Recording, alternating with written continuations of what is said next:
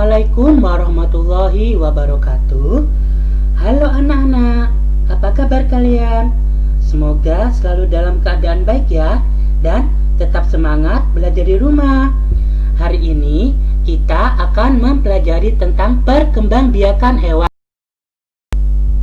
Berkembangbiak adalah kemampuan makhluk hidup untuk menghasilkan individu baru yang sifatnya sama atau menyerupai induknya.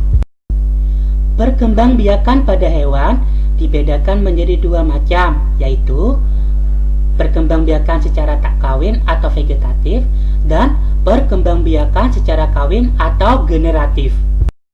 Hewan yang berkembangbiak dengan cara vegetatif tidak melalui peristiwa perkawinan karena mereka merupakan hewan yang struktur tubuhnya tidak sempurna. Perkembangbiakan hewan secara vegetatif terbagi menjadi tiga, yaitu tunas. Kok seperti tumbuhan ya? Prinsipnya memang seperti tunas pada tumbuhan. Hewan ini berkembangbiak dengan tumbuh tunas yang awalnya menempel pada tubuh induk. Contoh hewan yang berkembangbiak dengan bertunas adalah Porifera atau spons dan hidra. Membelah diri. Hewan yang berkembangbiak dengan membelah diri adalah hewan bersel satu. Ukurannya sangat kecil dan hanya bisa dilihat dengan mikroskop. Contoh hewan yang berkembangbiak dengan membelah diri adalah amuba. Amuba ini adalah hewan yang hidup di air dan bentuk tubuhnya selalu berubah-ubah. Cara hewan ini membelah diri adalah dengan membagi tubuhnya menjadi dua bagian sama besar.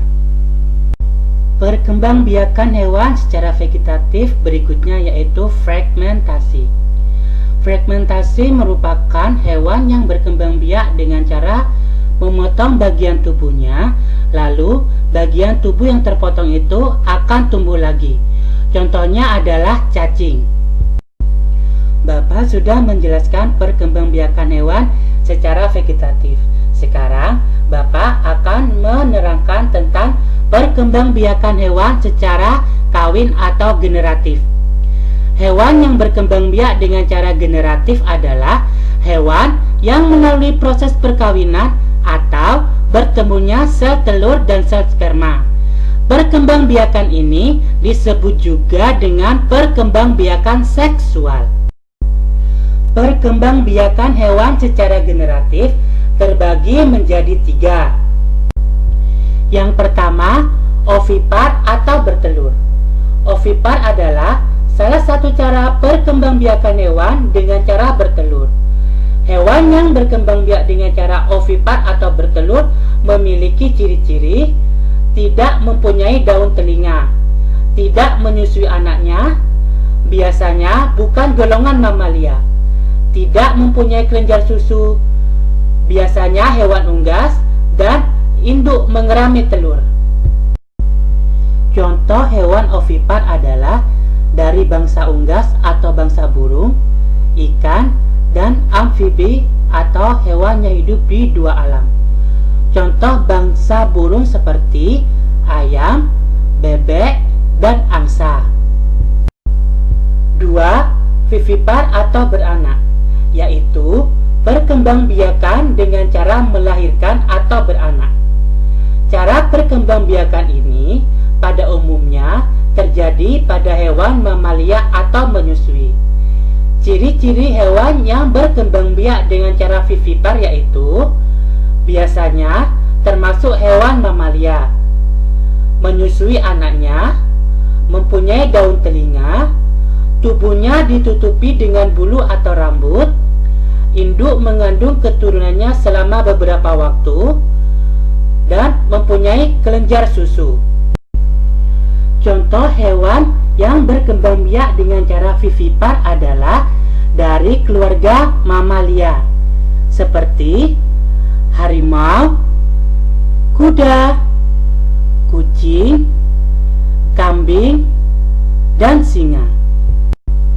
Perkembangbiakan hewan secara generatif yang ketiga adalah ovovivipar.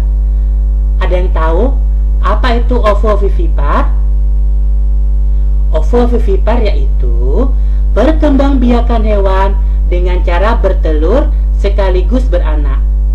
Embrio hewan ovovivipar berkembang di dalam telur yang masih berada di dalam tubuh induknya.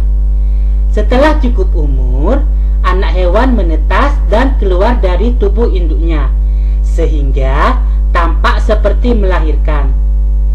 Ciri-ciri hewan yang berkembang biak dengan cara ovovivipar tidak memiliki ciri-ciri khusus atau mencolok.